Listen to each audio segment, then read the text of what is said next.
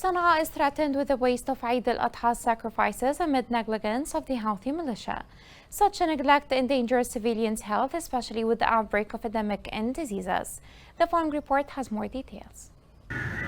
Residents of the Yemeni capital Sana'a have complained about the accumulation of sacrificial remnants and piles of garbage since the first days of Eid al-Adha in separate neighborhoods and streets in Sana'a amid warnings of health and environmental risks. Residents said that most of the capital's districts and neighborhoods are witnessing an accumulation of sacrificial waste and piles of garbage in light of the militia authorities' negligence of the disaster and their failure to contain it. In view of the closure of dozens of slaughterhouses in Sana'a prior to the Eid due to the Houthi taxation and the cessation of cleaning campaigns during the days of the Eid, the population fears that will lead to an outbreak of diseases and epidemics. Despite the huge sums of money that the Houthi militia collected successively in Sana'a and elsewhere, in addition to the international support it receives from humanitarian organizations and UN agencies, the capital under the group's control is currently almost drowning, in addition to the frequent overflow of sewage water. Residents in Sana'a held the coup authorities responsible for the environmental and health risks that might affect them as a result of the continued accumulation of sacrificial waste in the neighborhoods and streets of the capital and the failure to take any measures to remove and dispose of it. Since the beginning of the Eid days,